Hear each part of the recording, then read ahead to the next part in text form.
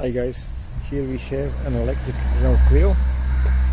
So this is 2004 year, and this is EV conversion made by EV Evolution.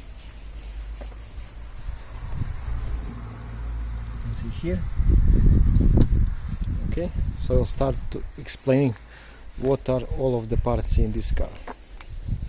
So this is the vacuum brake set, so vacuum pump, vacuum tank and vacuum sensor that's underneath, connected to the brake cylinder. And the vacuum sensor activates the pump as it needs to activate it, so it doesn't work all of the time, so it saves electric power. This is the water for heating the cabin. So for heating, I will show you how it's connected with these pipes to the existing system, and here to the heater that we use for heating the cabin inside of the vehicle. This is the charger number 2, so we have two chargers. Charger number 1 is in the front side and charger number 2 is in the back side, let's say. Charger number 1 is always active when charging, and this one is active only when connected to 2 or 3 phase charging socket. We have the charging socket here, so this is the 3-phase charging socket that then activates the number of chargers it needs, so 1 or 2 chargers, so each is 3 kilowatt, and if using the 3-phase electric current, then you can use 6 kilowatts for charging your car. Okay, so this is the mount for the electric motor. This is the electric motor connected with adapter plate and coupling with original clutch, so it has the clutch and everything as before, and it can change gears using the clutch the same as before, so it drives almost the same as the gas or petrol motor that you had previously inside, only it's now full electric. This is DC-DC converter, so it's like an alternator, and it charges your 12-volt battery and things like headlights and all other things you have in the car, like radio and so on. This is the power distribution box, so this is high voltage power distribution box. And now I will rotate a little bit on this side. So this is the DC heater.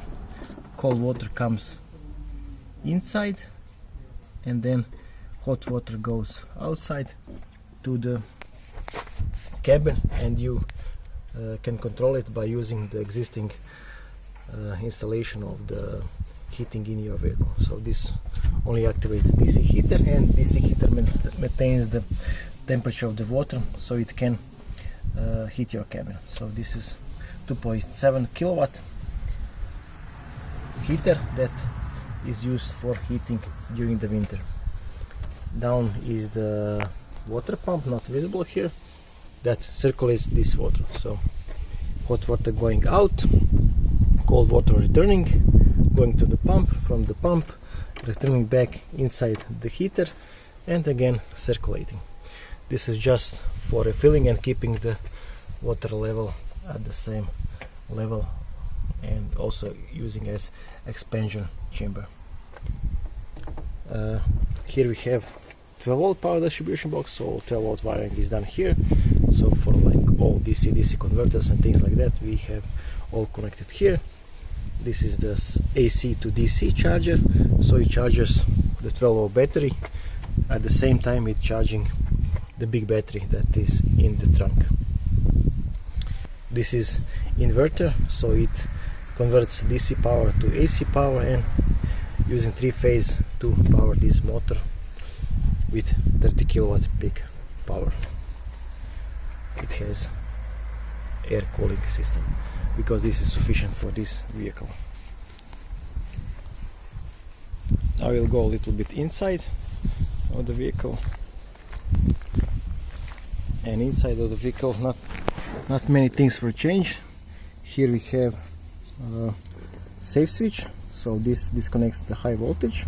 This is power steering adjustment, so you can have it light power steering or high power steering. So during the city you can increase the power steering to be lighter, and on the highways you can reduce it so it's heavier on the steering wheel. So this is like in the sports car, the same adjustment. And here we have heating emitter, so you activate it by pressing this button and it activates the heating. Next is the battery.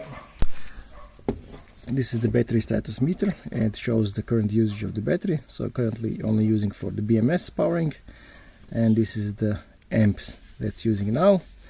If we press it, it activates, and this is the amp hours remaining in the battery. This is the voltage of the battery, so almost 100 volts, and this is the percentage remaining of the battery. Also, each of these lines represent 10% of the battery. So currently the battery is full. Here nothing much changed. As we said, you control the heating using the fans. Original, you just activate by using this button, heating on or off.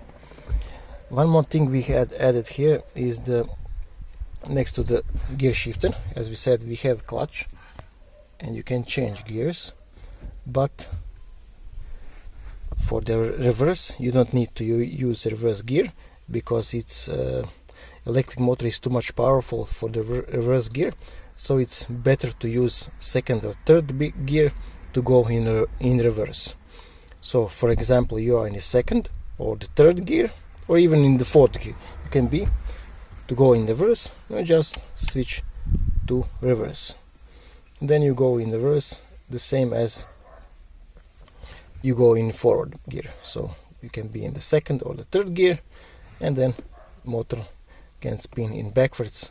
See, this is electric motor, you can choose direction of the spinning of the motor. So this is simple, the motor doesn't know which is forward, which is backwards. In fact it knows, but you know, it's the same, you can go in any direction.